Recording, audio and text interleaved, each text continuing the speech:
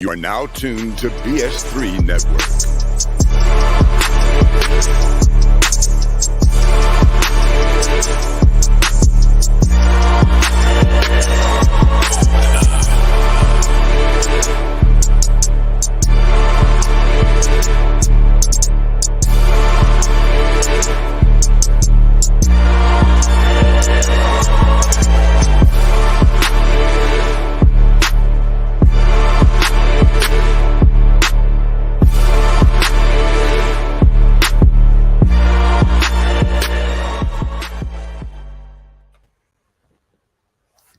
Bring back that beat, DJ. Why stop so abruptly?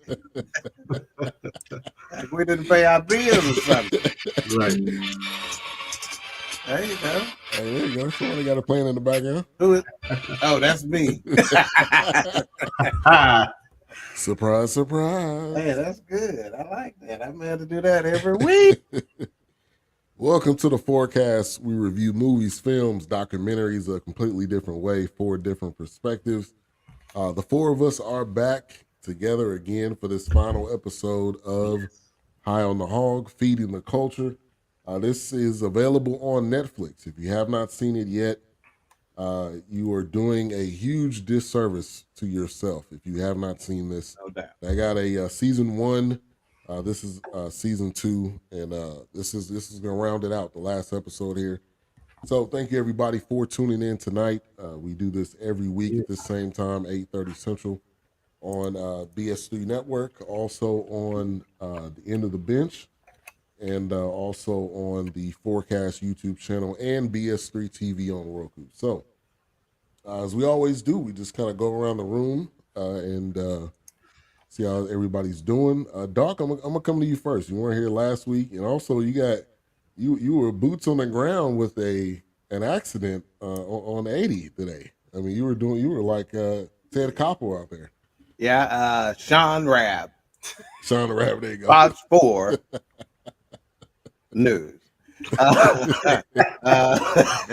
Yeah, man. Coming out of 7-Eleven here in Forney, Texas.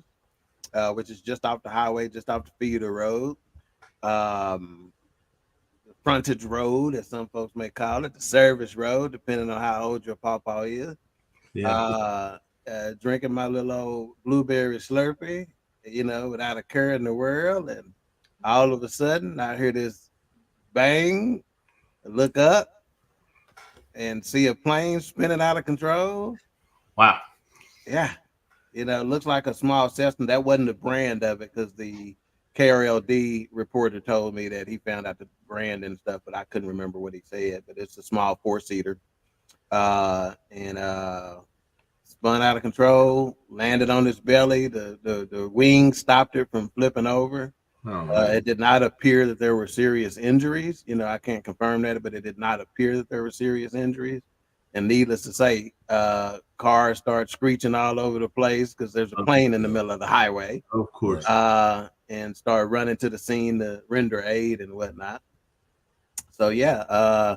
And I didn't think about it until later, but there was no noise. Like you didn't hear plane noises coming in, like, yeah. Nothing like that, right? So, some of the folks that I've talked to are saying that they must have lost power. And that's not uncommon necessarily in these small planes. And they do have cranks where they can kind of manually get it up, but it's time consuming and you got to be on it, Old school. So, yeah. It was interesting. Yet it's not every day you expect to see a plane fall out of the sky. Right. Planes are falling out of the sky. Our birds' heads are falling off. Yes. This world show gone crazy. Do y'all remember that from the Three Stooges? Show gone crazy. Do y'all remember that from the Three Stooges episode? This house show gone crazy. You said what, Ben? Was it? I was saying, was it on the actual freeway or was it that in between the two? It started on the freeway, but it ended up in the culvert or ditch right between the westbound side and the feeder road. Kind of ended up in a little, grass area there. But the whole seemed like it was pretty much intact. The tail took a lot of damage, and the wings, of course, took a lot of damage. But Mm. fortunately, with the hull being intact, if you can survive the bang on the ground, Mm. you're probably all right. You probably got a sore butt. But I was able to see who was in the pilot seat, and they seemed to be okay, but I couldn't see who was in the passenger seat to determine if they were all right or not. Yeah. Wow. Well, yeah, definitely praying that everybody is okay, because Yeah. that is definitely a scary situation. Yeah, no doubt. And It just feet from, hitting the 740 bridge, that overpass, and then 50 yards from the 7-Eleven, so it's, yeah, those pilots are trained that when they're having an emergency situation to look for a highway. So, I'm sure even though you lost power, she was able to glide it to the freeway. yeah, yeah. And you good from last week? I know you were under the weather last week. Yeah. I'm almost 100%. Hey, well, it's going around, man. So y'all. Yeah. Oh, I trust me. I was dealing with it this week. Erica was dealing with it this week. So I've been told, man. Yeah. Yeah. Thumbs up. Remember all this how COVID started, ain't it? Yeah. We didn't know at the time, but then a couple of months later, everybody figured out, you know what, I did have, So all right, y'all watching, trying to get us. Hey, Truck, how you doing? Always good, man. Always good, man. And you said something yesterday. You don't have to tell the exact, but you were talking about checking on each other. Oh yeah, man. It's been a kind of rough deal with my crew. One of the homies checked himself out, and so I reached out to a bunch of people yesterday to make sure, and I would suggest that people reach out to their friends, because it's cliche, hey man, the strong, you see it in memes all the time. Yeah. Check on your strong friends. Nobody checks on them, and that's right. It came to fruition yesterday, and then even after I talked to y'all, my oldest friend in the whole world, a guy that me and him have been friends since preschool, his dad passed away a year to the day after his mom passed away. Wow. Oh, man. So rest in peace, James Barnes Sr.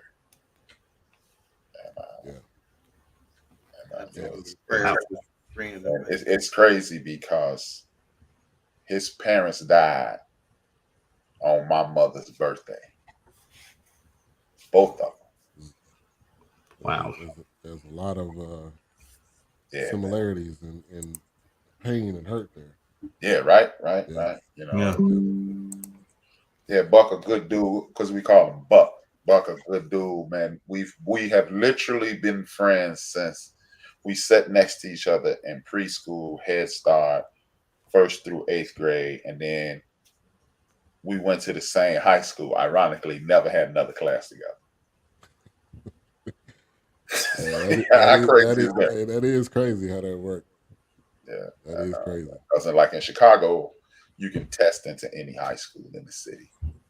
Yeah. So I went around the classroom and I asked everybody, "What school are you going to?" And everybody said something else, and he even said something else. And then first day of school, I'm look, what's up? And we never sat next to each other again, but we still hung out. Yeah.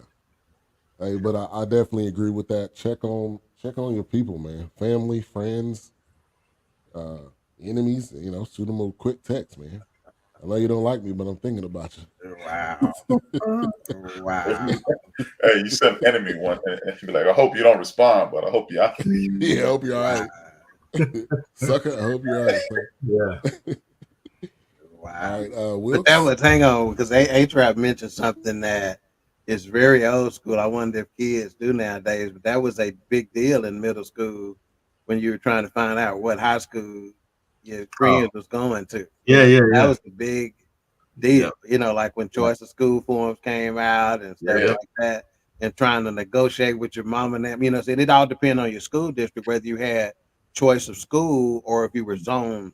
We had choice of school, so we could go anywhere in the district, as long as your mom and dad can get you there, Right. But that was the deal and some negotiations, boy. Yeah, you got to figure out where you're going. Yeah. Boy, it took a lot of negotiations to get me to the school I end up at. Oh yeah. All right, I'm Wilkes. still paying. My mother been dead 13 years. I'm still paying off some of them promises. Yeah. I'm doing good. Doing all right. Hanging in there. Ready for the show tonight. Should be a good one. Good. All right, episode 4, the final episode, which What they about you, did it. Captain? Huh?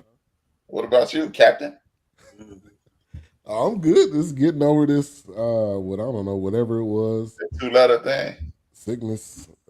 But I'm good. I'm good. Feeling good. Sickness. The 2-letter On the sickness. the 2 Nah, not that one. Oh no. Nah, not that one, man. Not that one. But yeah, man. Keep me on your sick and shut in list. Send a prayer out for me. You got it. Man, but episode 4, feeding the culture, they definitely did a great job with this. They ended it well. I'm happy and sad. It was just great content that you just wish, obviously, you could get more. But I felt like they gave you as much meat as they possibly could. I would love like a uncut, some hidden scenes. Do something like that. I love those type of behind the scenes bloopers. Whatever more content you can give. But Wilkes, man, I'm coming to you last. So A-Trap, Right. I'm coming to you first. Initial thoughts going into this episode 4. Kind of what were your thoughts? It was bittersweet. It's no more until they do another one. So I really enjoyed it again, and I felt kind of stupid at the end of this because you always go, I wonder why why did they pick him? But he's a sommelier. Am I saying that right? Mm-hmm. Yeah. And So, I don't know if it's a pick situation. Didn't he kind of start it, get it done? Yeah, like why would he do it? But he's a sommelier. He has Right. a developed palate that he can taste and grade things. And I was like, yeah, he this is what he does for a living, so of course he can do this. So Right. yeah, I felt kind of dumb, but bittersweet. Yeah. Okay, and so I think somebody just mentioned season 3. It's not giving a whole bunch, but Hound the Hawk season 3 release date. So it looks like there will be a season 3. Okay. But it's not Yeah. it's not giving me a release date necessarily. That should be Hey, interesting. well, at least if they can work on it, that's a good sign. And that's on releasestv.com. It's saying that there's a season 3. But By that time, we'll be good. We'll be real good until Mayhem in the Kitchen. Tide is over. All right, Yeah. Doc. Episode 3 and 4. Episode 3 and 4. Your initial thoughts. Let me see. I got to pull it out because I had some good stuff on episode 3. Episode 3. That was the Defiance, correct? Right. Was that one? Okay, where the civil rights movement and things of that nature. Yep. Where'd you go to college again? Because they talked about Morehouse and Spelman. Morehouse. Okay, yep. so did anything resonate with you with regard to that? Yeah, a lot. Pascal's. Oh, really? Been there numerous times. Okay. Yeah. Okay. So all right. it Is the brought food back some- good? Yeah. Because it looked like that grease needed to be changed when I saw them frying that chicken. No, I know man. Wilkes, you didn't, huh? Boo this man. Tomatoes. like Rudy's chicken out here. Hey, come on. At the end, that chicken didn't look dark. That grease didn't look dark to you, Wilkes. Come on, man. Come on, man. You gotta stay true to culinary. Now the chicken was that dark because the grease was probably too hot.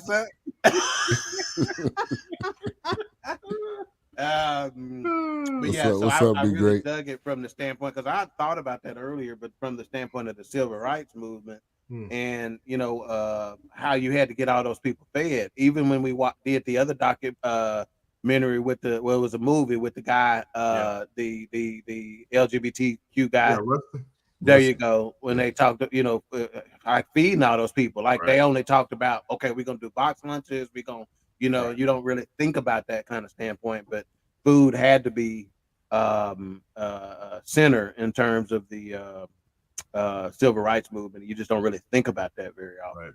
Right. Yeah. Now, in this particular one, again, we always know from a plot standpoint that the High on the Hog is just simply about food. Writer Stephen Satterfield traces the origins of African American cuisine, tracing its through lines from Africa to Texas. In this episode, which is season 2, episode 4, Feeding the Culture, of Black Panther reflects on the pivotal free breakfast program, which we've talked about several times here on the forecast. And luminaries gather for a special dinner and layered conversation about race and food. So yeah, I think we take it for granted, man, at how powerful food is in our culture and what it's meant to us, even, and even now when they talk about negotiating, they talk about coming, let's come to the table.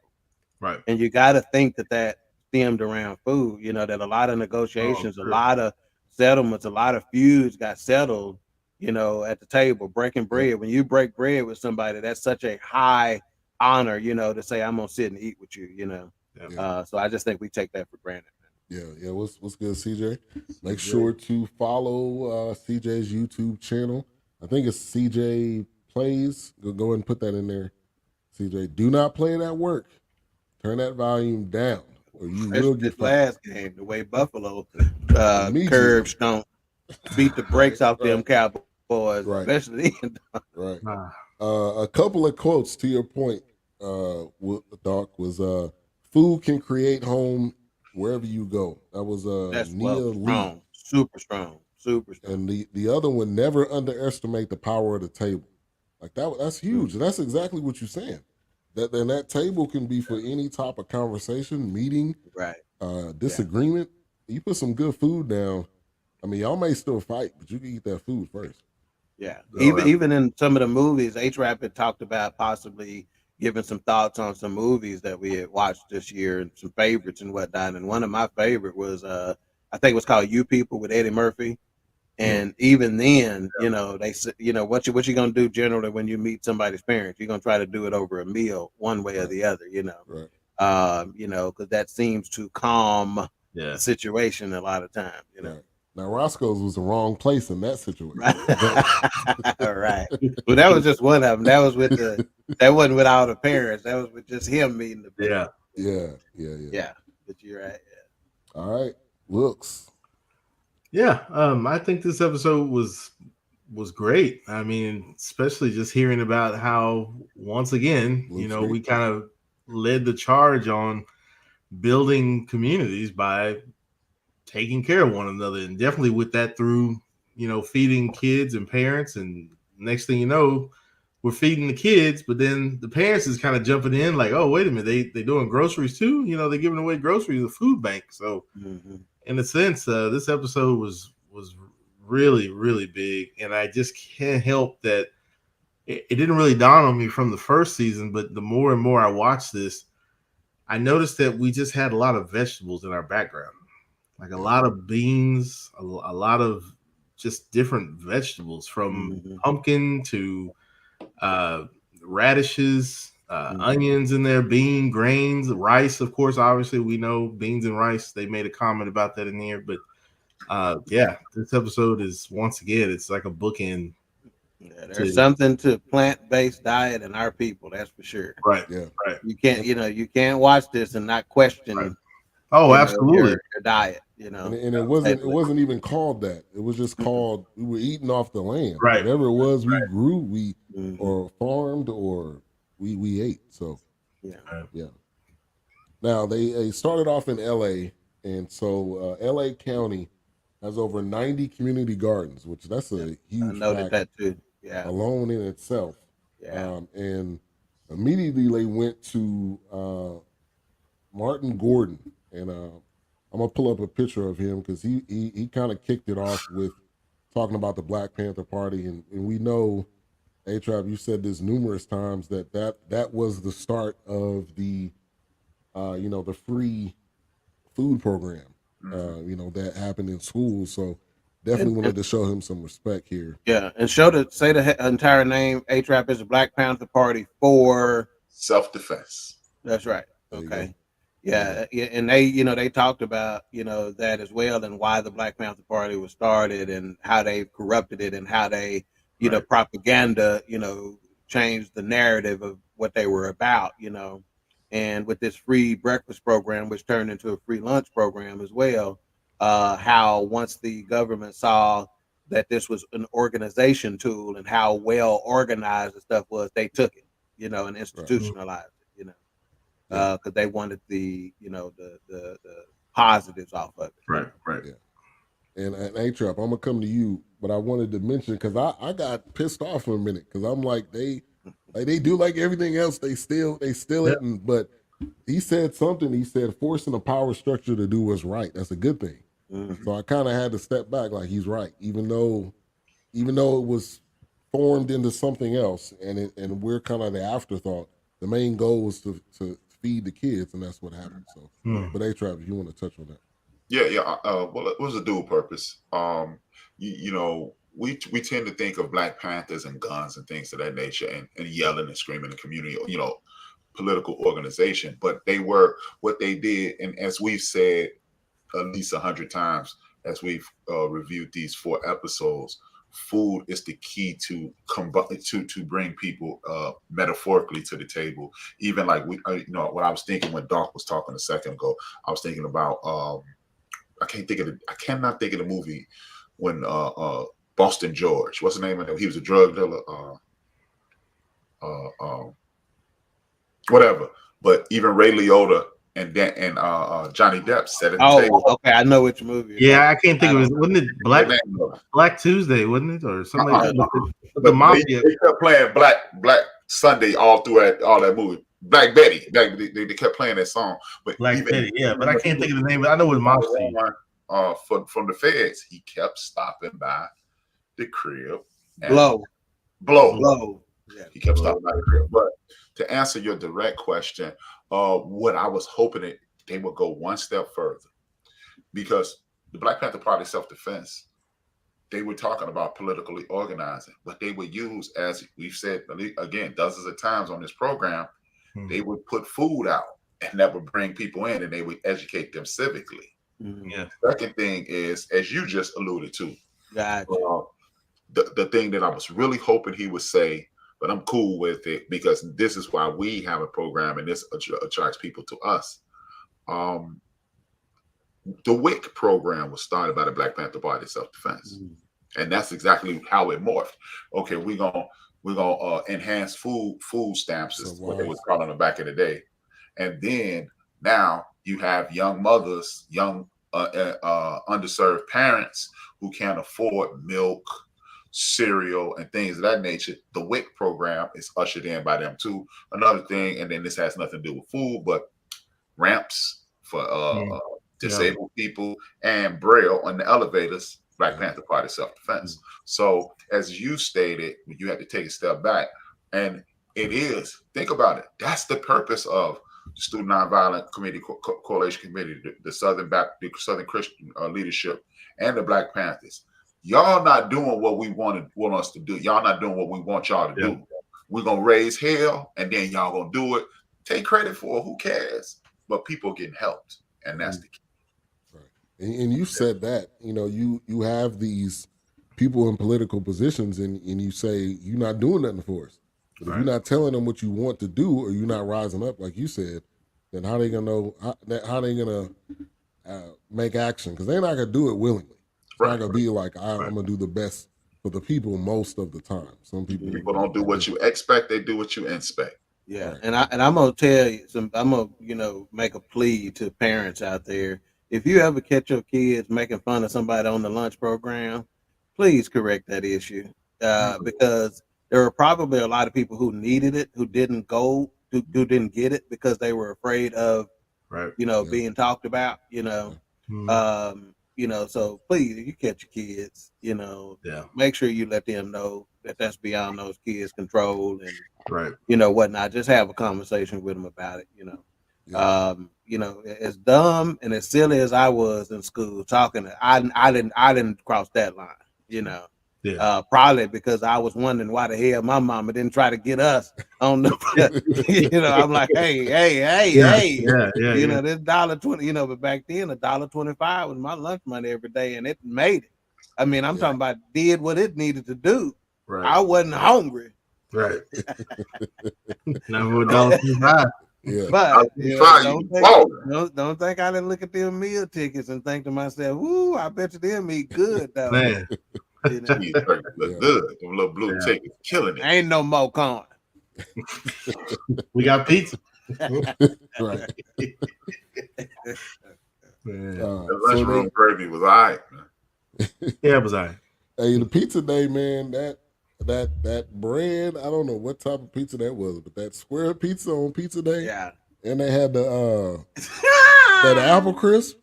Boy, that was a good day right there, man. What? That was a good day, man. If you failed that test, man, that rectangular pizza hit. Man, you got that pizza? Let's go ahead and go through. Let's talk about everybody's favorite day at lunch. So yours was pizza, man. What was yours? Because mine was chicken fried steak day.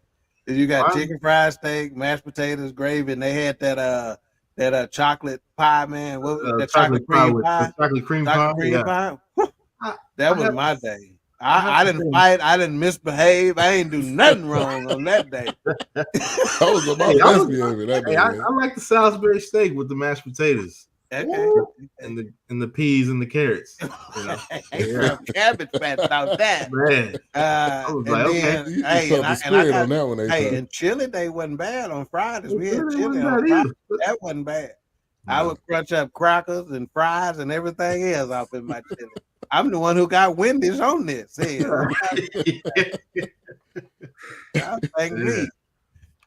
All right, A-Trap. Legendary. I'm with you, man. Pizza day, man.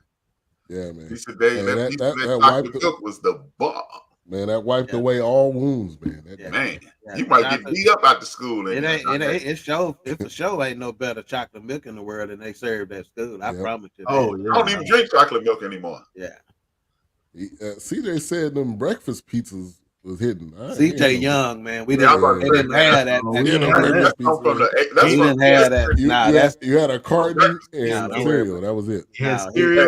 Donuts was the breakfast. Oh, look at her. They sold us donuts for 25 cents a piece, man. They was them Lone Star donuts, and they was hot. Hey, man, why the donuts don't heat up nowhere else but in the damn school? Hey, look at here, man. Hey, they as soft as a mother's heart, man. I ain't kidding you. Man, my mama found some of them donuts. They did not heat up like they heat up at school. Man. We got a hot breakfast, but nothing like that. I mean, it was like biscuits and gravy. You may have got sausage and something else, but then you got cereal too. Powdered eggs. I think that was about it. Yeah, and the breakfast, it wasn't a lot of choice. It was just the donuts. That's all they had in there. Yeah. At 25 cents a piece. Yeah, I'll take $1 worth of them donuts. Hey, with diabetes. And two of them chocolate milk. You gotta say it right, diabetes, man. Yeah, I ordered my donuts the same way I ordered my gas. Yeah, give me $1 worth for that. My press ham. I ordered my gas, press ham, and donuts. Press ham. I'm half laughing. $1 worth of rat cheese and $2 worth of press ham. Man. Oh man. If you ain't ever ordered your meat like that, you ain't hood. You ain't hood. You ain't ever ordered your lunch meat like that by the $1 worth or $2 worth. You ain't hood. I don't care. And it's got to be pressed. Yeah. I remember my business partner. He's a white guy. One of my business partners, and me and Craig, Country Craig. I know Country Craig. He came over. He goes, "Hey, got some press ham from the country. I'm gonna stop, get a loaf of bread and some chips, and come by there. We're gonna have lunch at the office."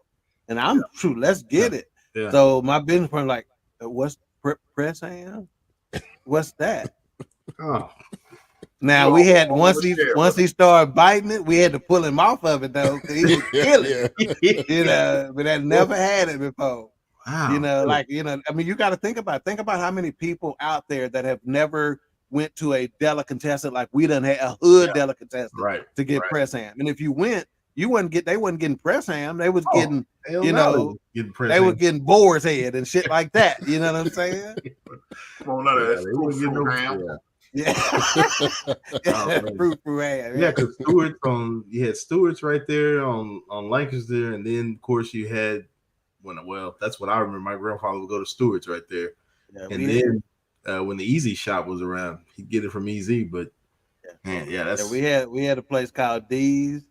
Mm-hmm. Then we had a place called Cooters. Man, there's some old stuff. Cooters, yeah. Cooters was good. Cooters had a big dude back there. His name was Big Rob. Big black dude. And you go in there, you can get chili dogs and stuff in there. So you go in there and Big Craig and say, "Hey Rob, give me 2 chili dogs, man." Yeah. And he had his back turned. CJ want to know where he can get some. Oh God. Yeah. You can go to the over by South Dallas. Malcolm X. Malcolm X to the Packing House meat market. I can't. Not Rudolph, because Rudolph's that's another meat market. In Deep Ellum, but the Packing House is still there. Packing House, the only place I know right off there. The grocery store though. But they not. You ain't gonna get no press ham though. We talking about the hood. I mean, they sell it. You can go to any deli, but you can't get no press ham. Not like hood. They sell it in Jewel. Well, y'all call it Kroger, but they sell it here. Yeah, not here. Yeah, come on up there, CJ. Yeah, you got to go to the old school to get that. Nah, you can go to the Packing House. But anyway, Big Rob, he have his back turned to the customers back there while he fixing your stuff. And so Craig said one time he forgot to tell him, "Oh, Rob, put some onions on there." And Rob just stopped what he was doing and turned around and said, "Now see, that's what make it good." And turned around and kept making the chili dog.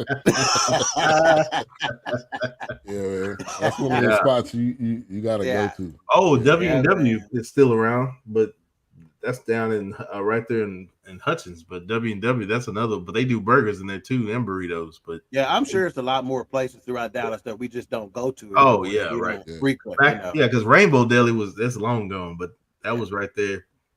Over there, you know that green book that they used to have. Wilkes we need a Wilkes book, man. The spots, man, that be in your brain, man.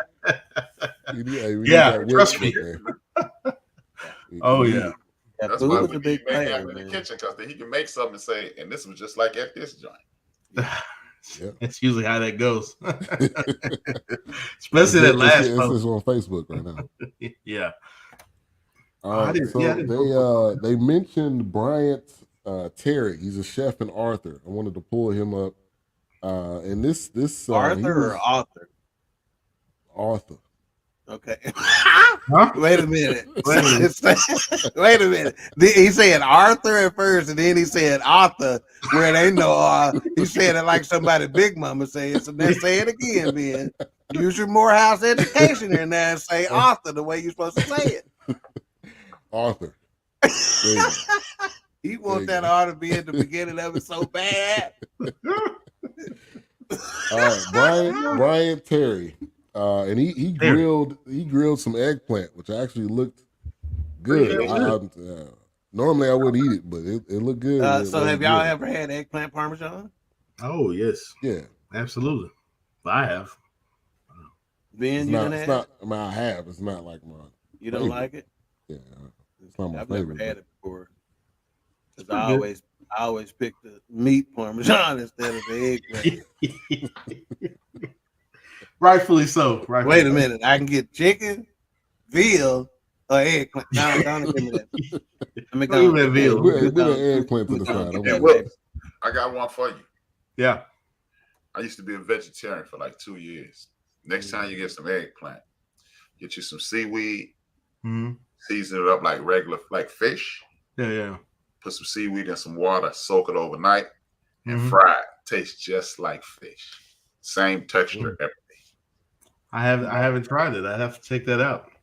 Yeah, both come from the sea, so that makes sense. Yeah. It even smells like it, because once something smells like it, you can get the taste. That's what she said. This guy. Hey, I put on Facebook. I told him it's been a minute. I I done missed the week, so I'm gonna come out shooting.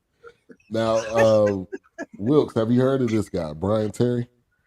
I have, but I don't follow him. But I've seen him before.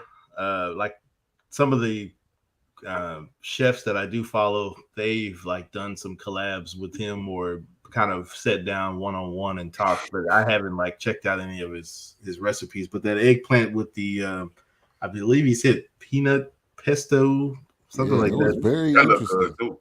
Yeah, that looked pretty good. Yeah, I've heard the name. I just don't know much about the background. My But favorite chef, man. What'd you say? He's my favorite chef. Oh, Not okay. because what he cooked over his left shoulder is why he's my favorite chef. Oh, on this Put the picture picture right back up. Okay. You talking about the MF Doom over there? Yeah. Yeah. Saw him hiding over there. That Mad over Villain there in the album corner. was cute. Yeah. And he got a cool name too. Yeah. Now, rest in peace, right? He passed away. Was that last? Doom out of here. Doom out of here. Last year? The year before last? In 2021, was it? 2021. Yeah. Now, Well, they don't know when he died because they announced it in like December. Yeah, they announced it in December, but they said he died like earlier. Yeah. Yeah, they said he might have died like back in August. Yeah, it was crazy. It was great. Yeah. You know what's funny about Doom? Doom used to have doubles go to his concerts and perform for him. Like it'd be like Doom in Dallas, Doom in New York, and Doom in Chicago. You didn't know because he wore that mask. You didn't know. You know which one. Yeah. Smart. Wow. And he was like that. Yeah. Doom was dope, man. Now, another person that was very instrumental, Karen Washington, food activist, and she talked about food apartheid, which I haven't heard that term used, but I felt like they were calling her the godmother of the I guess food activism or you know I want to say garden type thing. Then this segment of the show actually reminded me. I don't know if this was. I felt like this was happening in the 90s, maybe the late 90s, but maybe even early 2000s. But I remember these urban gardens becoming rooftop gardens. I mean, they were becoming a thing in Jersey and especially in New York, parts of Queens and Harlem, maybe Harlem, but definitely Brooklyn. But when I saw her, it reminded me of that. So I'm wondering if it's got to be the same lady. But when that took off, I mean, you had people like adopting the garden in the neighborhood because then they were picking and planting in that garden. You're feeding a neighborhood with this garden. And then the one they showed that had grown, I mean, it was just to see how many there are now. I remember this late 90s or early 2000s. Like this was becoming at first I didn't understand what it was about. But then people kept saying, you know, well, we don't have the ingredients or the groceries, or we don't have the food, we don't have the access to it. But then all of a sudden, these urban gardens and neighborhood gardens started like popping up everywhere. So it definitely, when I saw this, it was a kind of a reminder that it was kind of awesome to see that because you don't hear about it much anymore, but it's definitely still going on. Because I remember when it had got started, and they were just kind of even getting the kids involved, kind of teaching them how to take care of it. You know, when the elders pass, you know, the kids take on, you know, the children of the neighborhood will continue it. But yeah, it's pretty good to see that. Yep, you're on mute. The first time I came across a community garden was actually in St. Louis when I was there for a good friend of mine's wedding, and the chick that he was marrying, her dad would go to the garden every day, you know, to kind of work in the garden and stuff like that. But it was a community garden, you know, and I thought that was a novel concept, you know. Yeah. That's when I wore a younger man's shoes, you know. Right on. Yeah. You say younger man's shoes? You ain't never heard that line? Nah, I ain't never heard that. You need to get out. With the old school. Yeah, you need to get out more, you know. Yeah, you went way back. Yeah. That's when I the first time I heard of it, Ben, is in your neck of the woods in Oakland.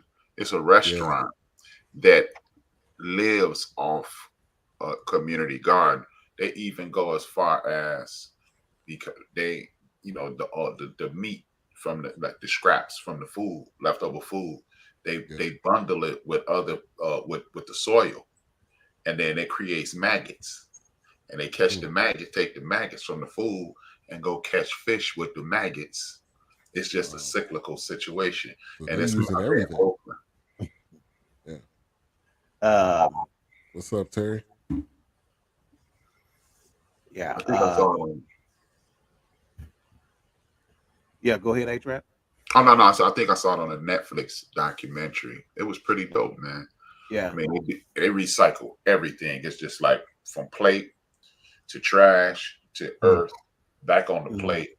You know, then they take it to like they take some of the scrap to pigs. So they use it for compost and stuff like that. So the Super Bowl last year, being when we were there in Phoenix covering that's the place that the NFL chose to have their media party at. Is at this farm to table place, you know, so this farm basically has a little restaurant off to it, to where most of the stuff they get off that farm, I mean, from the served at the restaurant, comes directly from that farm. So yeah, that farm to table thing is real big right now, and a lot of those restaurants, their menu is based on what they're actually growing, and it's seasonal, you know, and whatnot. So they get only what they're growing is basically what their menu is going to be surrounded by. Yeah.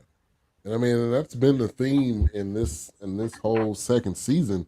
Any restaurant that they go to, they say, yeah, well, we get this from here, or we're growing it out here, and or we have a supplier like the watermelon guy. We got a supplier. We go down to Georgia and we get it. So I mean, that's the way it's supposed to be. Like, you're not supposed to have fruit in a season when it's not that season. Obviously, that's not real fruit. What that means. Right. So I mean, it's. I think it's part of it is us understanding that food is made. It's not just what's grown or what's. So do y'all feel funny now when y'all are eating fruit and stuff that don't have seeds and stuff in it? Do y'all are y'all conscious of it a lot more now than you maybe used to? Definitely feel a little funny about it. Yeah. Right. It's like, it's hard to do the grapes with seeds, man. Like I'm eating sunflower seeds. But you know, that's where I draw the line. Right there, but obviously, you know, we're losing out. Obviously, we're losing out on some of the nutritional value, though, right? You know. Oh, absolutely. Eating it, you know. So, but you know, I don't. You want to be perfectly honest with you? I can't tell you the last time I saw a seeded grape in the grocery store. I'm telling you, they there. They just in the back. you gotta ask them. Yeah, they're over to the side next to the starfish. Yeah, they about this big. They put them behind the big giant crates. Look like mini watermelons. Yeah. But I mean, I think that's kind of been the theme, and we've seen that in different episodes, different restaurants. Now, the next person they went to, which I felt like she had some good quotes, was Nia Lee. She's an artist, creative director, and she coined the term Black food futurist. And she has a supper club, which again goes back to the point where if we can sit down and have a meal together, that meal, there can be conversation, sometimes even therapy, sometimes you giving advice to each other, you sharing recipes. I mean, I think that's huge for us as a people and just in general. But Wilkes, you got some. Have you heard of her? And what was kind of your thoughts of that segment? No, I thought it was good. I have heard of her, and I thought that was needed because, like you said, and we mentioned before, and just now about the urban garden, she's building something that will potentially, which I'm sure is already catching on, but she's building something toward that future she mentioned. You know, it's like, it's just being like watching this. I did not notice it until we watched the second season, how so many vegetables kept coming up and they were the driving force. It wasn't always just the catfish or the chicken or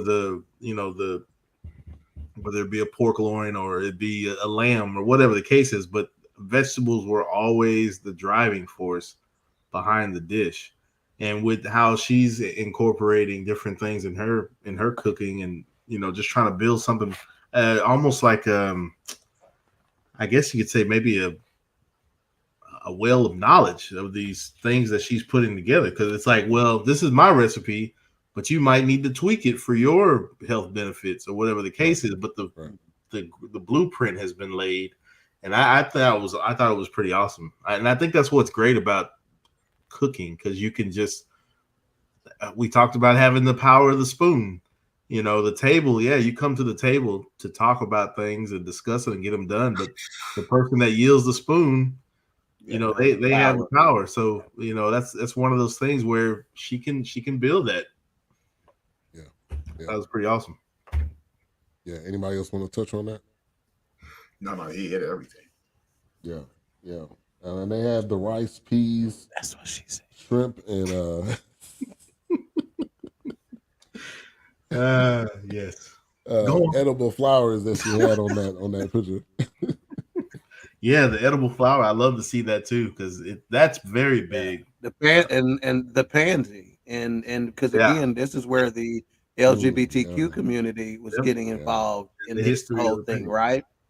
Yeah, and so they we're taking that back, you know, because we used to call queer folk pansy, right? You know, so we're gonna take that back and make something good out of it. You know? Yeah, and that's true, you know. Oh, exactly absolutely. One of the things they used to call them. Yeah. Now, speaking of LGBTQ, what I really liked about this and is it kind of you kind of dispel some of that Black people are homophobic thing, you know, because we somehow they hung this Black community don't like gay people thing over our heads.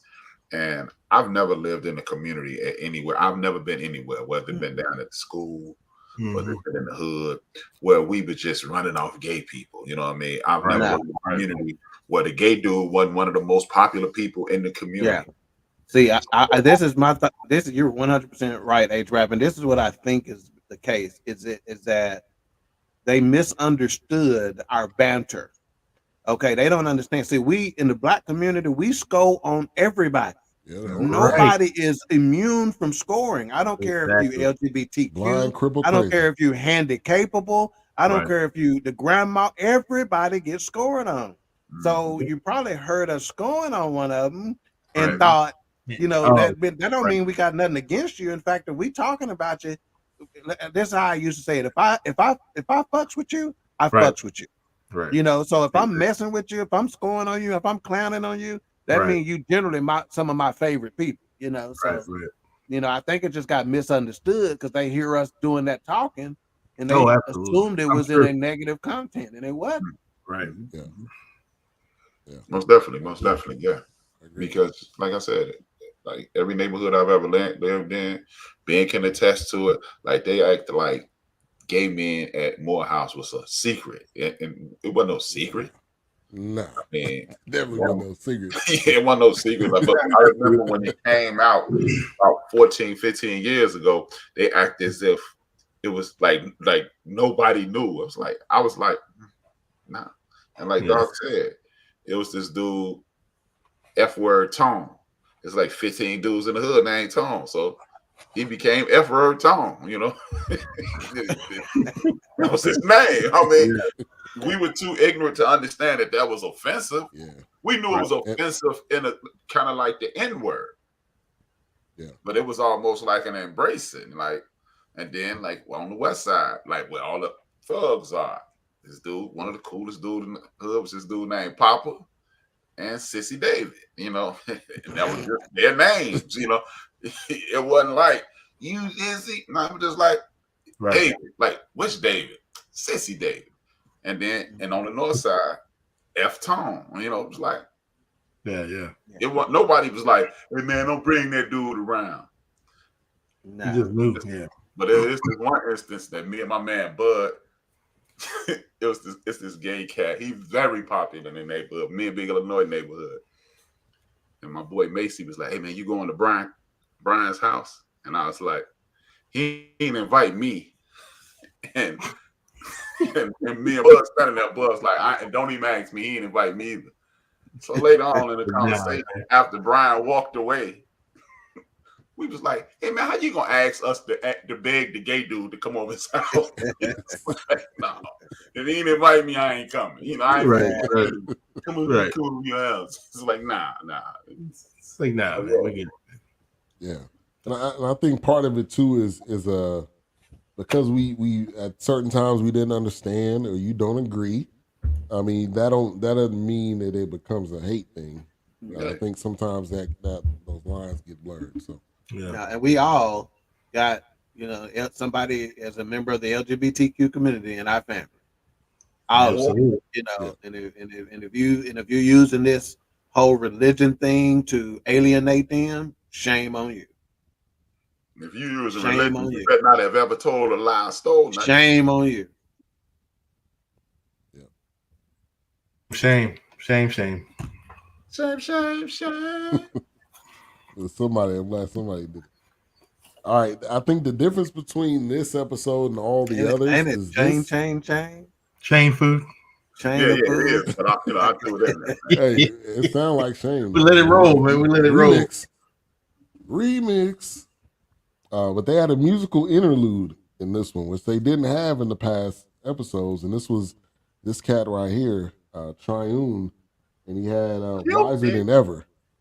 I mean, and this was, they could have let that run for a little bit longer, man. I'm gonna probably pull that up on my own, but I feel like that was definitely needed. You could have played that in all the episodes, really. I heard that.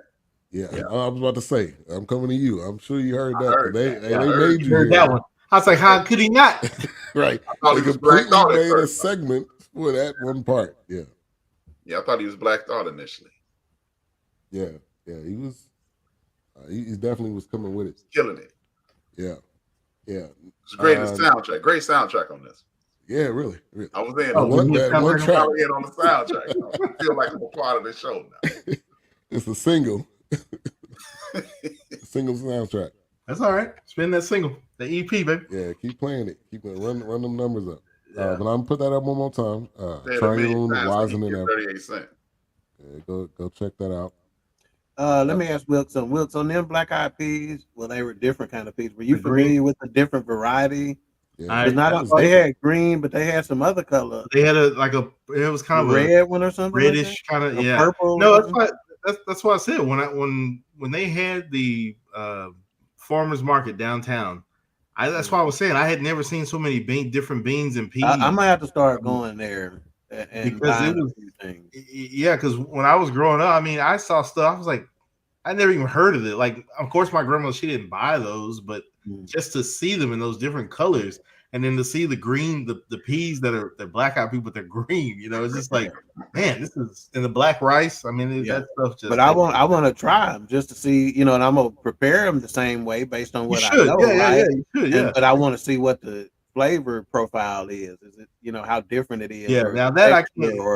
I can't speak for that one, but yeah, I've seen all those colors. Yeah, there's even a white Black Eyed Pea, but they don't. It's not something that's missing much, but. Yeah, like lima beans. I got news for you. From a lima beans, some of the baddest lima beans out in there. A white grandma cooked. I kidding you, man. Hands down. Hey, they dropped them in stews. Lima beans. Miss Daisy made it.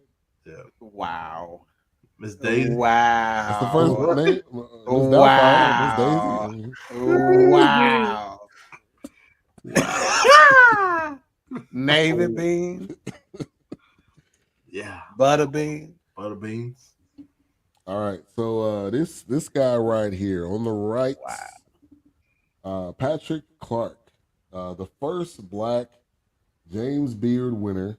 The Odin Bar is where he was the executive chef, and then you see his son on the left. And there's a lot of history here. I'm definitely coming to Wilkes. I know you got a lot of knowledge on that. I have your photo too, so just let me know when you want to bring that up.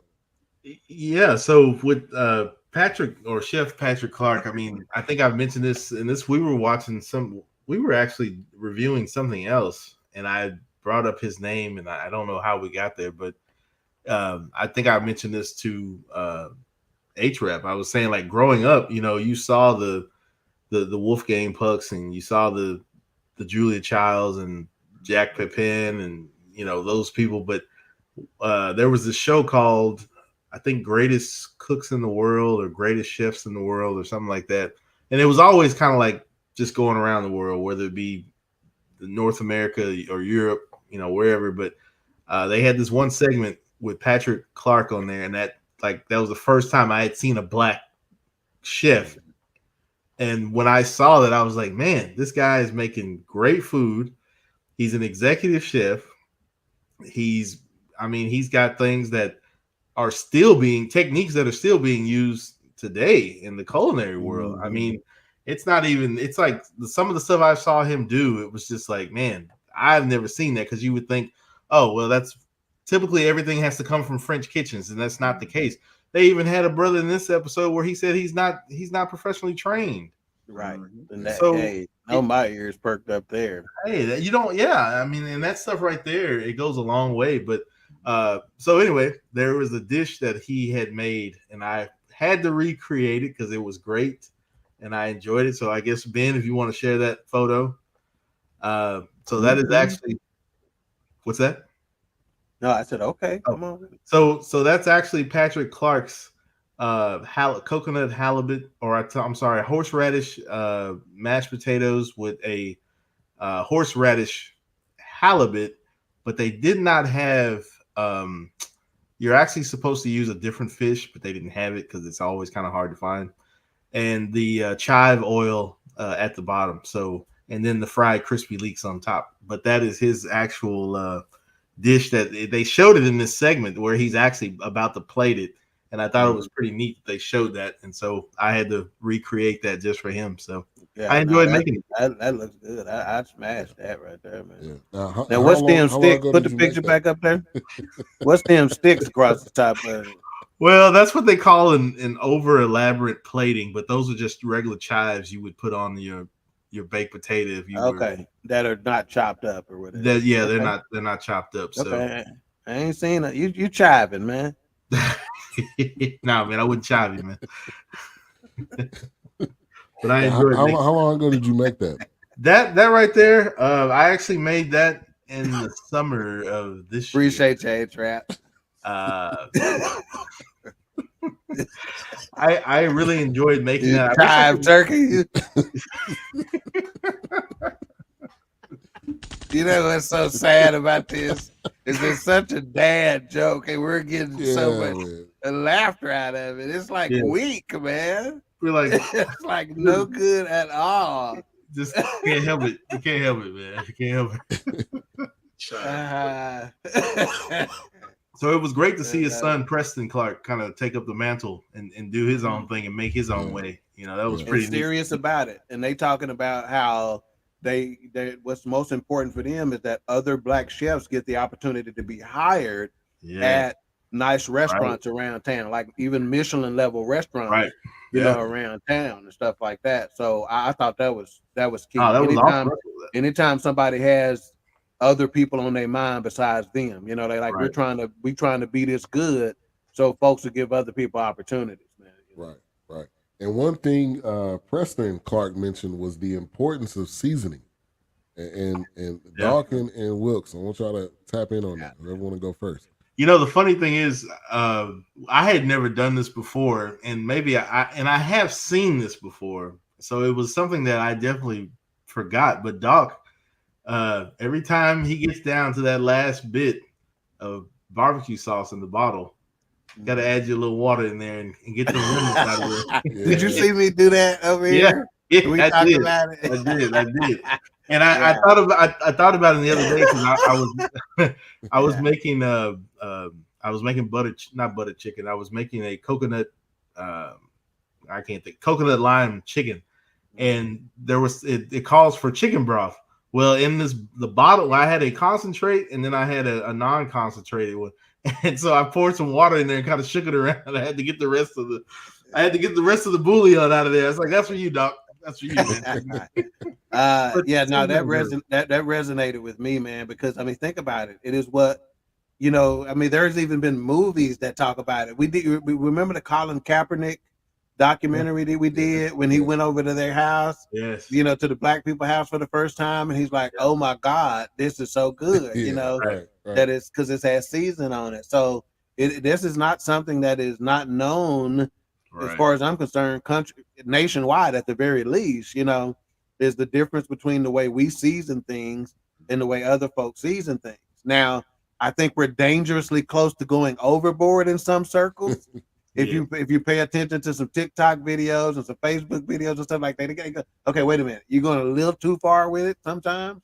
Yeah. But one of the things that we've been doing in my family for a long time that they just now starting to talk about recently is that layered seasoning, right? Like you season at every layer. You know, you go season in the flour, you're gonna season in the chicken, you're gonna season in the, you know, in the water even. Like I've been seasoning water before I boil a potato in it for the longest. Or whatever, you know, or pasta or whatever the case may be, you know, because I'm like at every level, it's going to introduce that seasoning in some way or another, you know.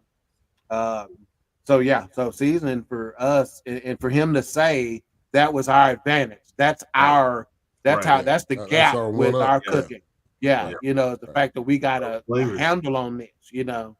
And I think a lot of times, you know, that's why H-Rap, remember you came here, we went to the barbecue restaurant first, and the first thing you noticed was like, God, dog, that's all kind of people in here.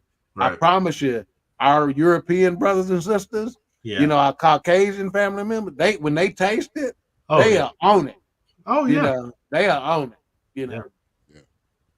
CJ said, nah, for real, dog. That's why our cholesterol be high. No, you're right. Yeah, man. Yeah. You're right. And that's what, of course, that's what I was thinking about through this entire segment. I mean, we say, you know, it's like, oh, they said this food was just for scraps. They said this food was horrible, but now you reselling it. But yet now you're hoping that we overeat on it. Now we're having health issues from it. But once this food nurtured us, this food. Yeah. And so CJ talked about high cholesterol with some of the seasons. Believe it or not, some of the way I season now is based on health, right? Like I'll use more turmeric than I ever have before.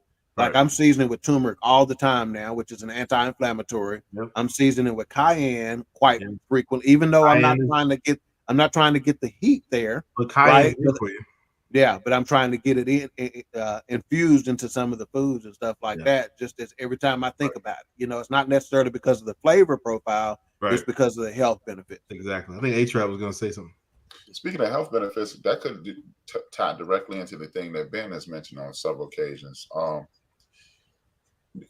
You can't over season a vegetable because when you season a vegetable, it brings the flavor out. Exactly, it brings the flavor out, and the vegetable promotes anti-inflammatory. It has anti-inflammatory properties as well as promotes blood flow, which reduces cholesterol, reduces pressure. So that may be why our elders did the vegetables as hard as they did, because no matter how much you season it, it's just going to taste better and be better for you. You're going to eat more, and then it's going to be better for you.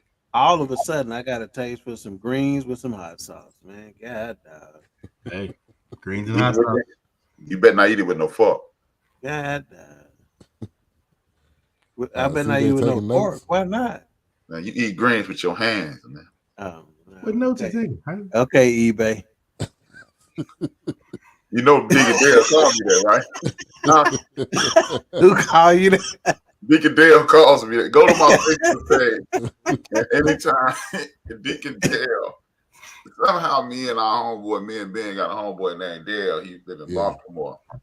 And somehow we started calling each other Africans and playing African jokes. And one day, Deacon Dale put on my Facebook page and tagged me to a picture of eBay from Good Times and say, man, look, H-Rap been on TV for years. Oh, I think I saw that before. And then about a month ago, he put a picture of Michael Blackson up and said, I can't believe H-Rap been sold out this theater in my town, and then he come give me no tickets. But when you saw it, when you said that, I was like, oh, eBay. Oh, man. Yeah. But yeah, you eat greens with fork?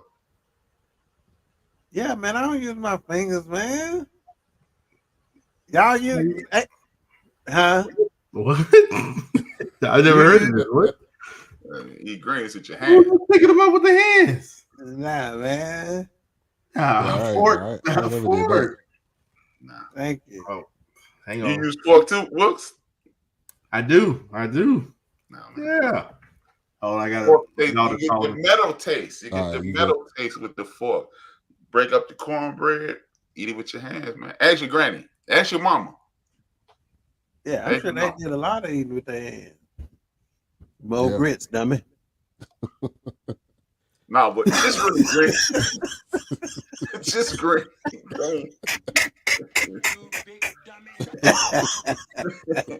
Nah, man. Folks up here eat greens with their hands, man. Actually, if Shaka's still in here, you eat greens with your hands. Hey, come on, jump in, Shaka. Now, towards the end, they kind of went the social media millennial route. So they had Devon Francis. He was the one that wasn't really trained. He went to school for art. He said, and cooking became. Yeah, I felt like that was. Oh yeah, dope. no doubt.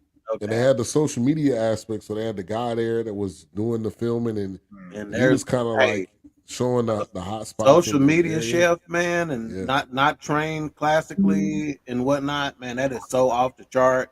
Yeah. But for him to say I was trained in art, but then that led to food, and another guy says I started in business. I got a degree in this, and I would have never thought, Right. So but that's where their passion lies. So I thought that was huge, man.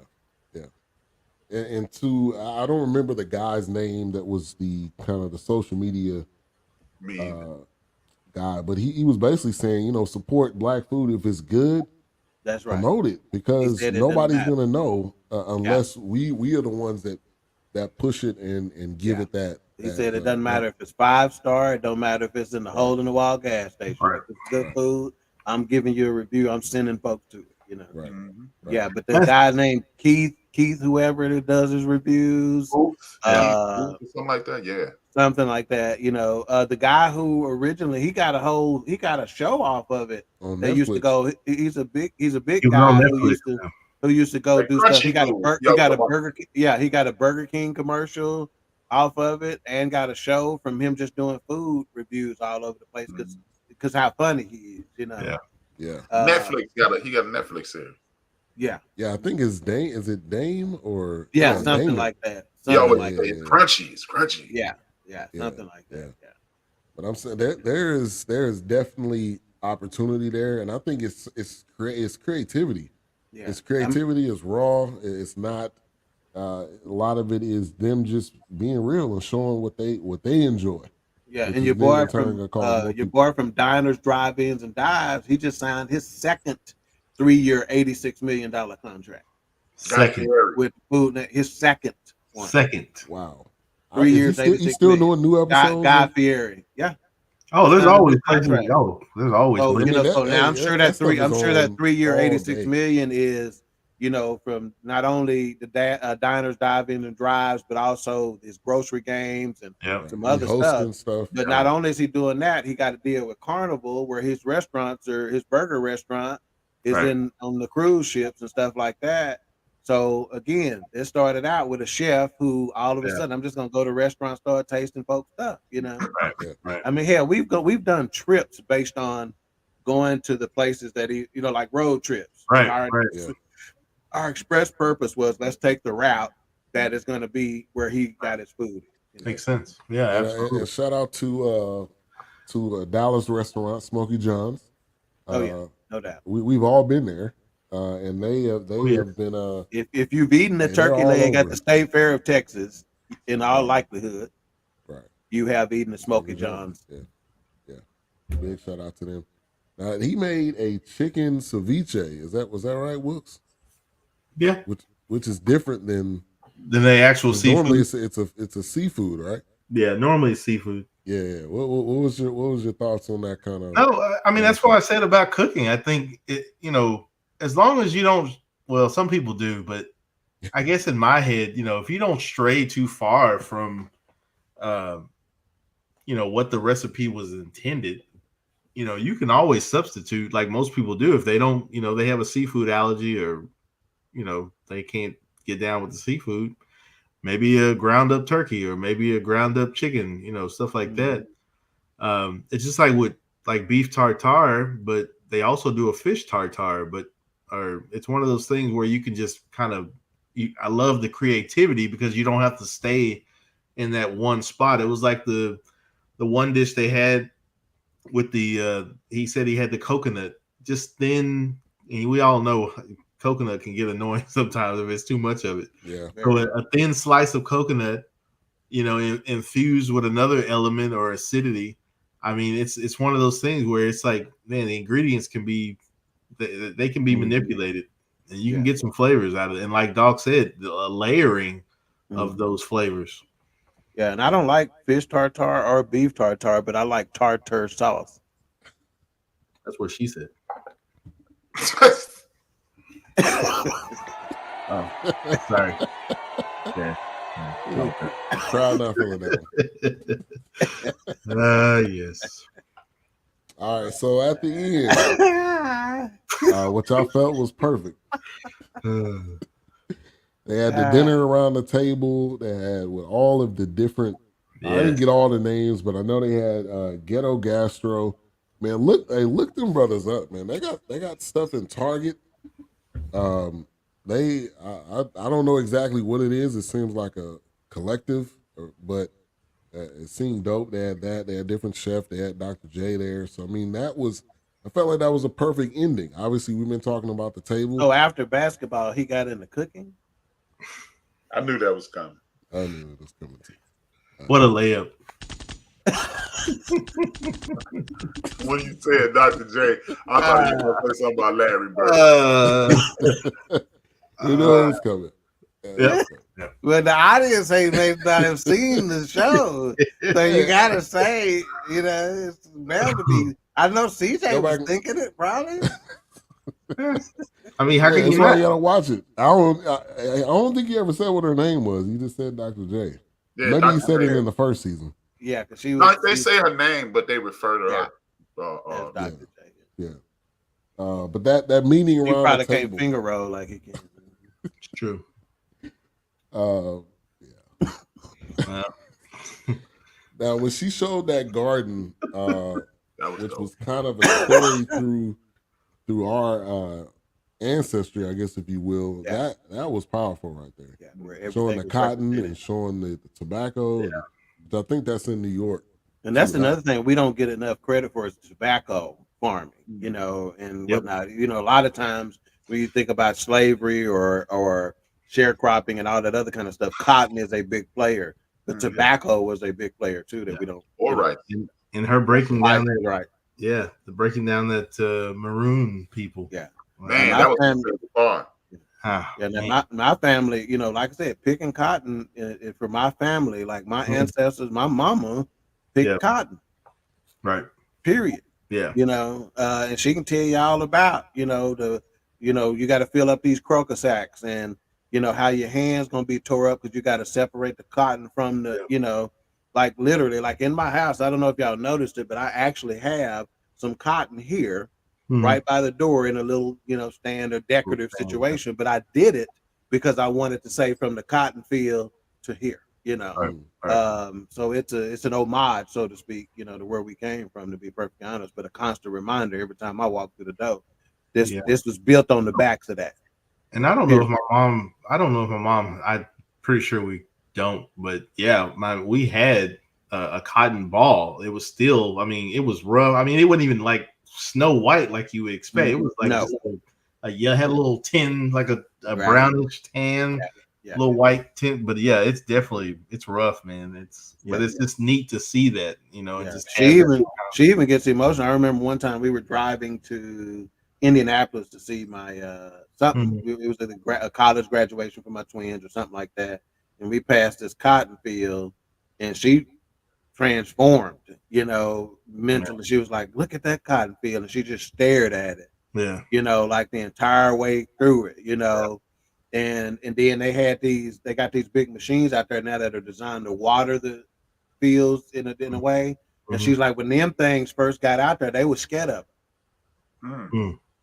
You know, she was like, we were scared of them things. You know, and I'm like, why was y'all scared of them things? We ain't seen nothing like that. We Right, didn't you know don't know what those was. What it You was. know, didn't know if they was there to try to poison them. Right, yeah, Didn't know what the hell they was. You know. Wow. Yeah. So yeah, just hearing her say the things that just pop into her mind. It wasn't necessarily that I was questioning her about anything, but as soon as she saw it, the fresh memories that immediately came up. Oh yeah. You know, she could almost tell how much rain they done had. They like, oh, they done had rain over the last, you know, based on what the soil looked like from the, you know, that kind of stuff. I was like, you know, wow, you know, she's been out there that kind of time. Like when they got out of school, they went to cotton field. Sometimes before they went to school, they had to go. Oh yeah, a little bit. Ain't the can't. I've heard those stories. Mm-hmm. Yeah. All right, I'm gonna pull up 2 photos here. This is Devon Francis right here. Pull up, man. And this is the Ghetto Gastro. And they were the way they. Yeah, especially that brother on the left, man, with the tattoos. That dude there is so dope, man. It ain't even. Yeah. And they were just talking about. Yeah, let me see if I can pull up a photo of one of their products. But it is in Target. So if you obviously there's got to be a Target somewhere in your area. Yeah, they have a whole. While you pulling that up, I'm gonna try to see. While you looking for that, Ben, let me put this picture back up there. So apparently, this guy, you know, he's not only get his food farm to table, but he get his sweaters farm to table too. Because somebody obviously quilted that.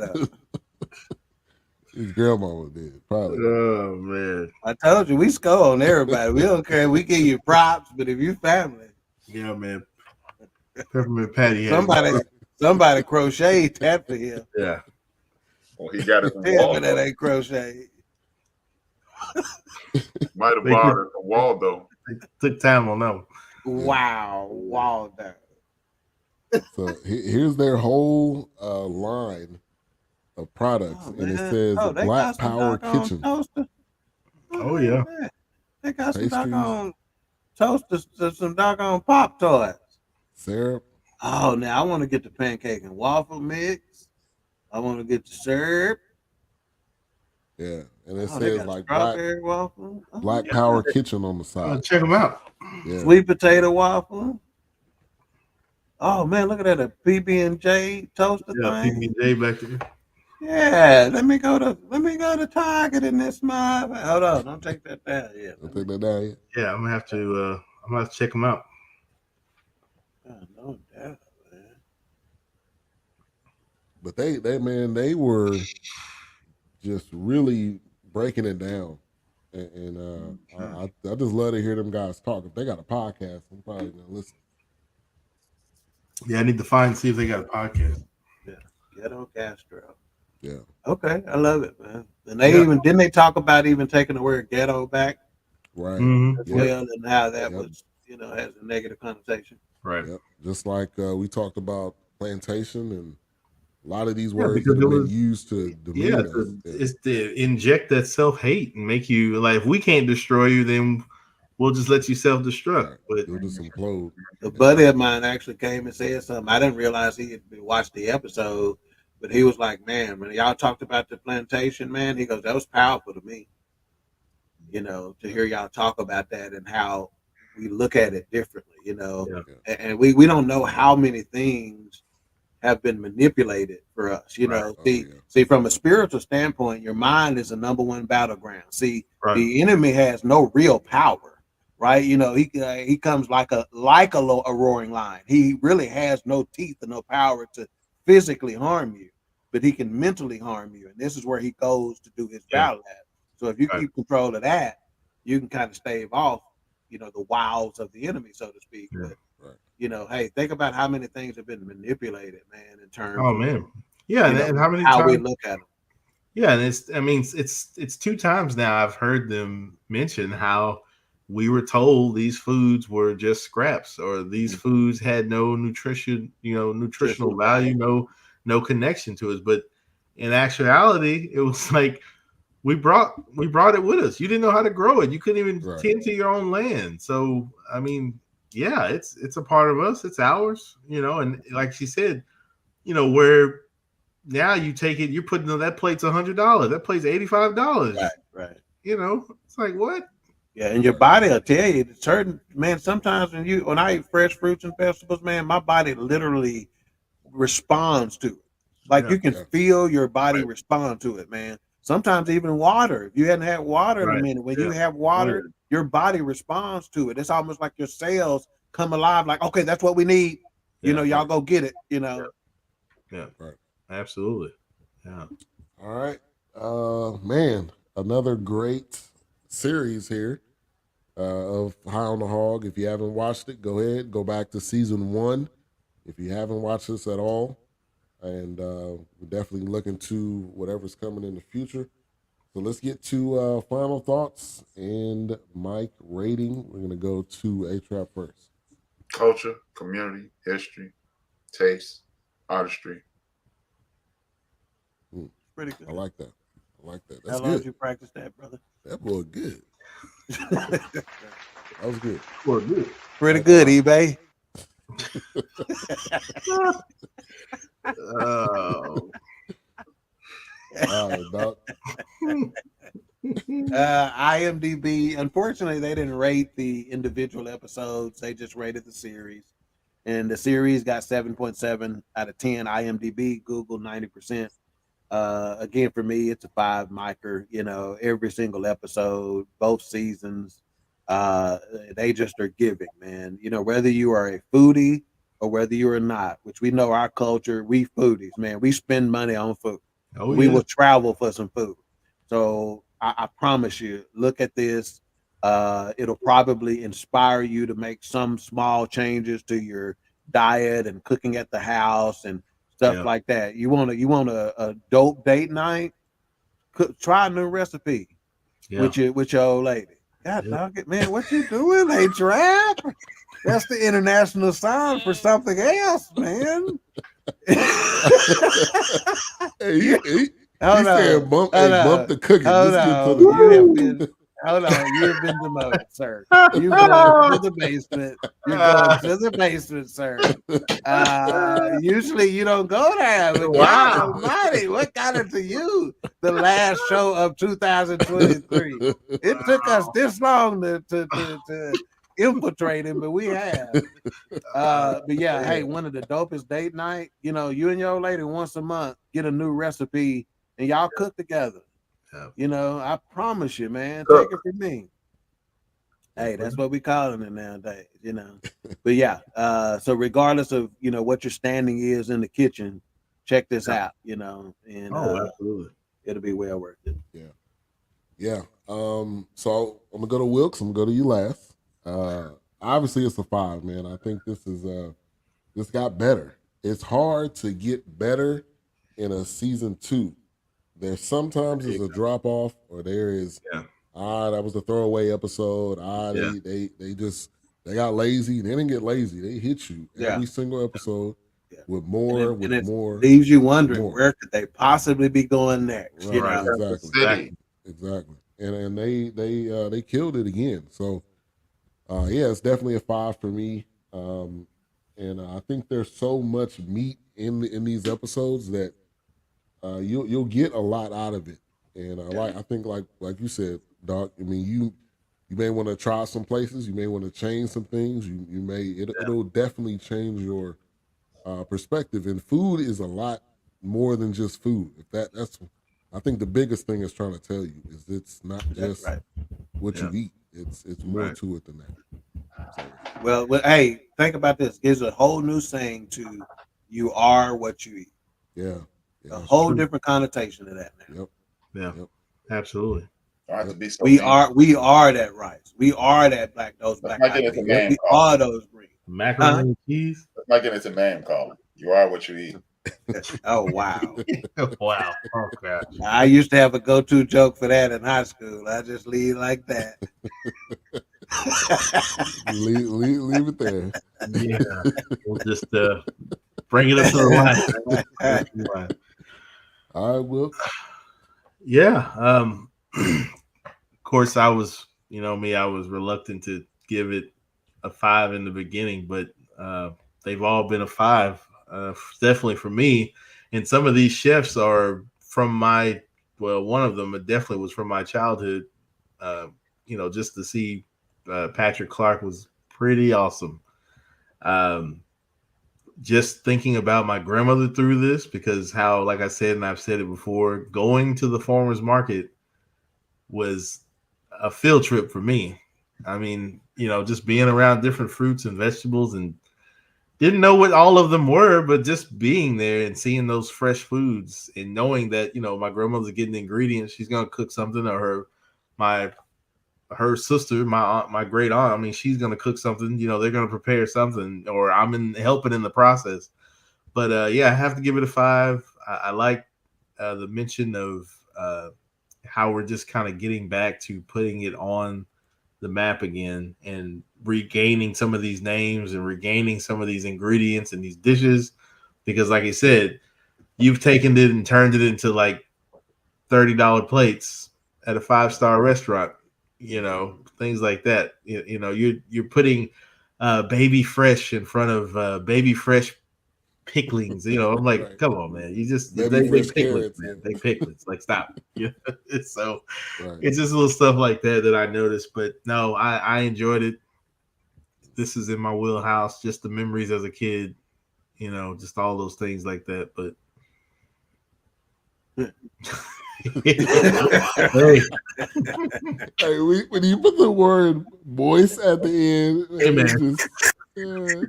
It makes you laugh, man. Hey, y'all are all childish. I'm just gonna say that right there. If we would have used a different word at the end, man, it would have been all right. Y'all are all childish, and your reading skills are on the same level too, because you all start laughing at the same damn time. So that means y'all got to moist at the same time. Because I know Ben hates this word. I knew he was gonna say something, and I was just like, "Oh, here we go." But yeah, enjoyed it. So in that episode, one of the biggest lines that stood out to me too is that they were describing somebody, and they was like, she was Martha Stewarting before Martha Stewart. Yeah, and that was the sister. Yeah, she was Martha Stewart before Martha from the Bronx. Yeah. What was her name? I believe that Karen something. Was it the Karen Washington lady? He's talking about the other lady. I didn't catch her name. They showed her. Flashed her up real quick. They flashed her up real quick. Yeah. She was in a dress, and she was like staring at a clock because they were like testing, like I guess the pressure cooker or something like that. But I couldn't think. I didn't catch her name. Cookbook and a TV show. Yeah, that's right. Yeah. I'll have to go back and look her up. Yeah, I think there's so many people we learned about through this that have been instrumental in the movement and in cooking and in groundbreaking. Like Georgia, I think it was Georgia Gilmore, the one that was selling the food so then they could basically fund the bus boycott. I didn't know that. I mean, there's Georgia.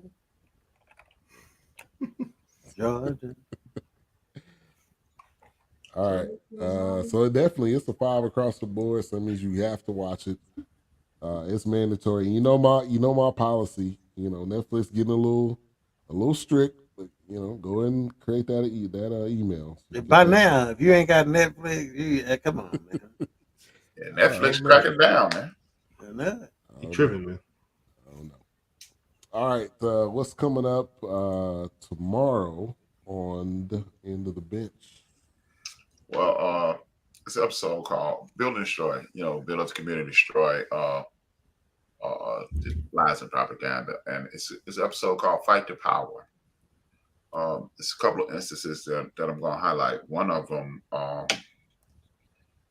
2 of them were women. Let me pull up these ladies' names because I want their names to be said. One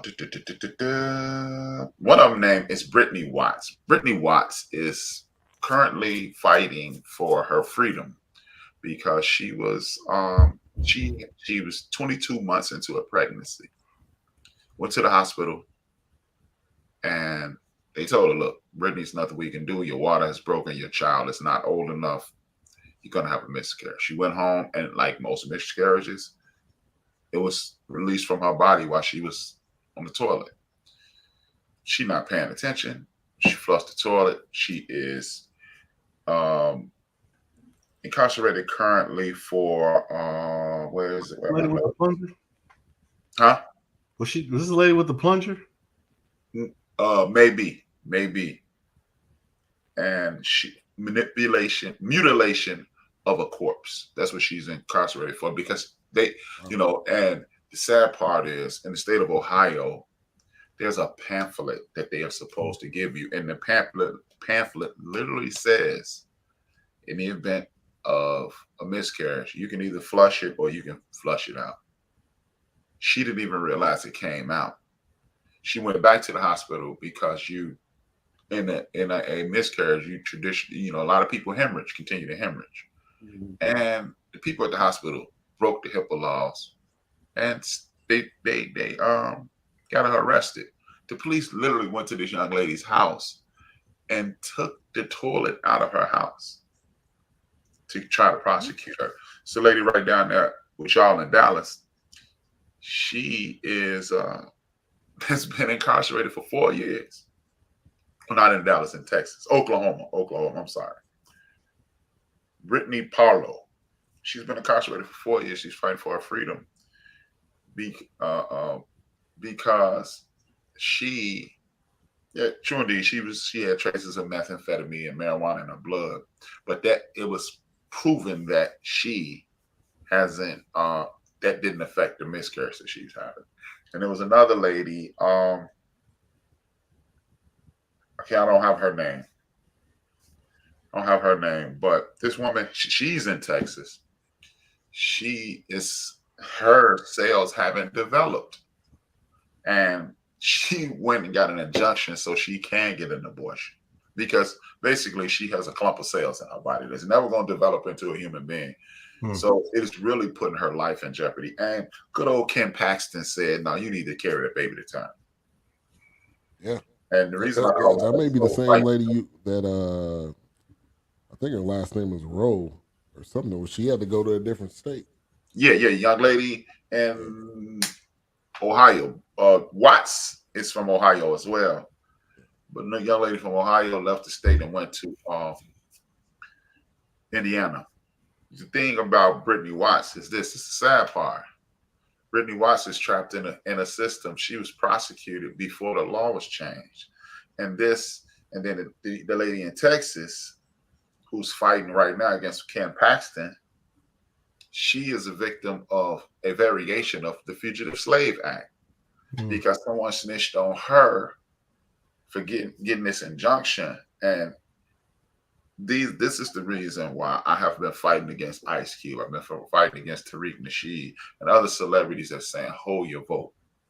And you don't think the voting process, like we become, for lack of a better, I'm not going to even say that, but we've become like this group of people in our country that are one issue voters.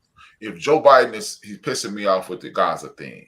So I'm not voting for the Democratic Party. But meanwhile, Ken Paxton, Rafael Cruz, the governor of Texas, Huckabee Santos, they are galvanizing the troops.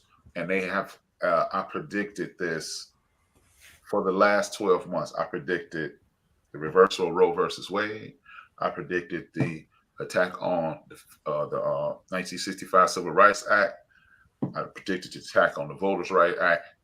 And now we are in a situation I personally believe will be saved by the LGBTQ and women. But tomorrow is only going to be a portion. While really, if you get a chance, tune in on the 26th. It's going to be a year-end show. And I'm going to be honest. Some of our white brothers and sisters may be upset with us. It's upset with me for what I'm going to say. But I have lost faith in them because Malcolm X was killed 60 years ago. Dr. King was killed 55 years ago. Fred Hampton was killed 54 years ago. And Medgar Evers was killed even longer ago. And we're having the exact same problem. So don't stop telling me that people have our back when we make up 13% of the population. The other people make up the other 27%, right? Mm. Other groups.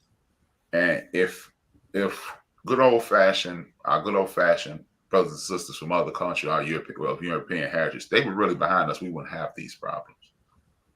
And on the 26th, I am gonna, for lack of a better term, go balls to the wall, because I'm gonna speak my mind, and I'm gonna lose some of my subscribers, and I've lost 3 subscribers this week because of what I've been saying the last 3 weeks. But I'm sorry, I'm tired. I am physically tired. I'm mentally exhausted of talking about these things, and like one of the most powerful and popular mayors in the history of Chicago is by a brother by the name of Harold Washington. He died in 1987.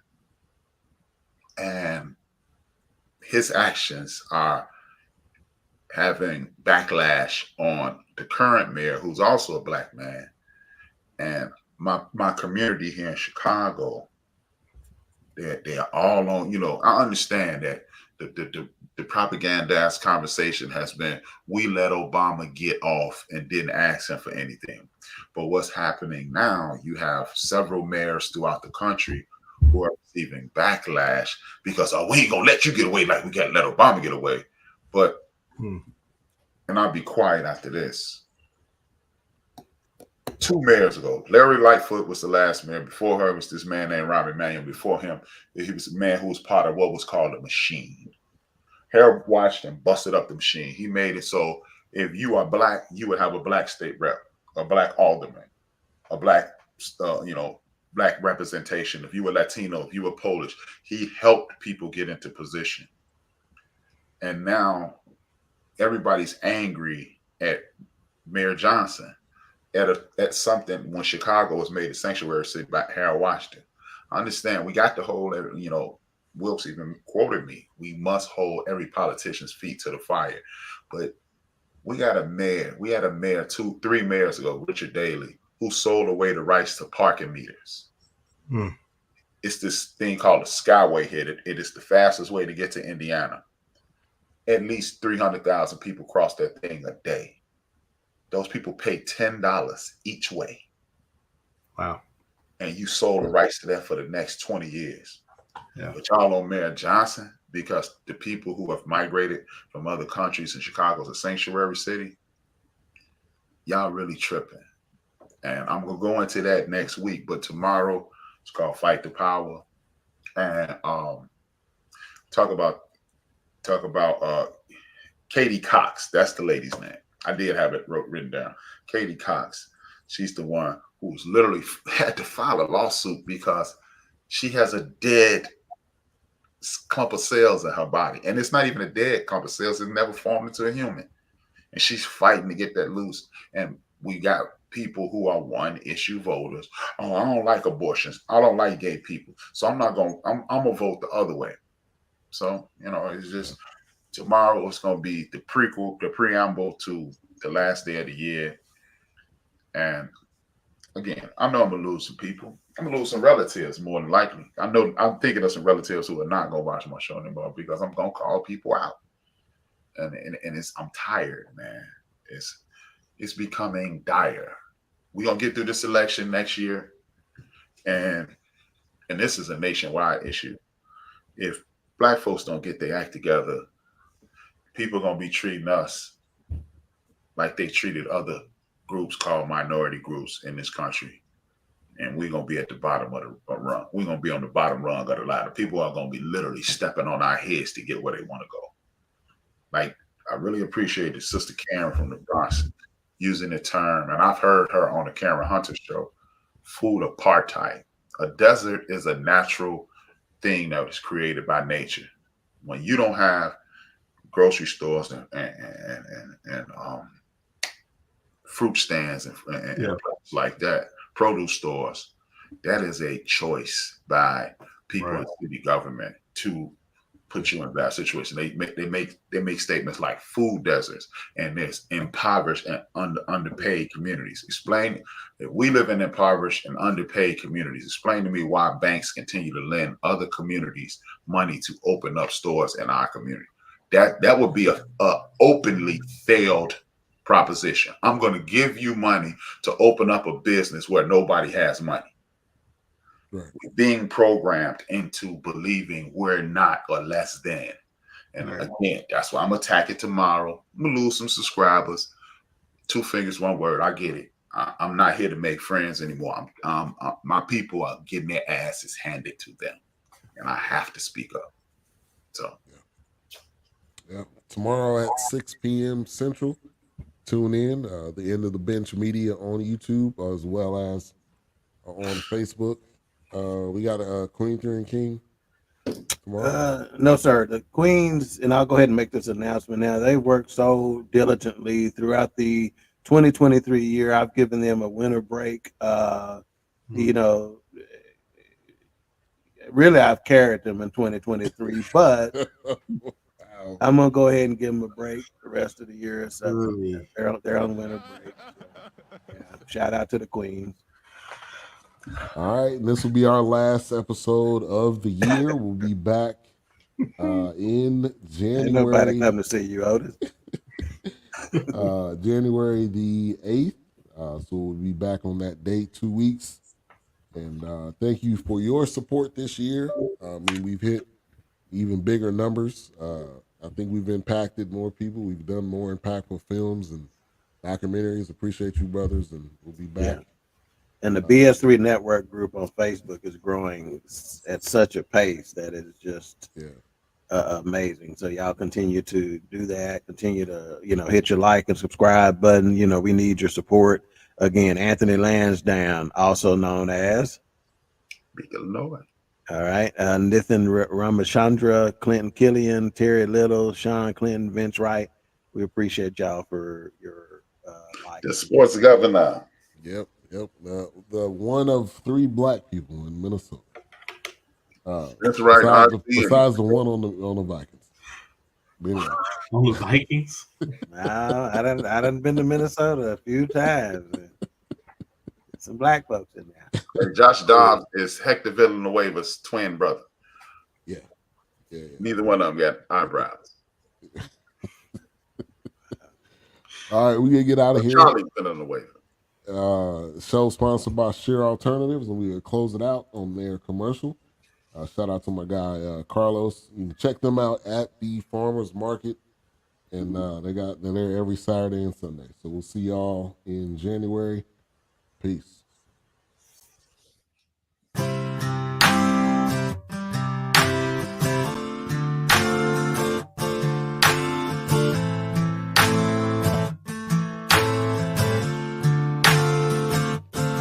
It's all pure from Mother Nature.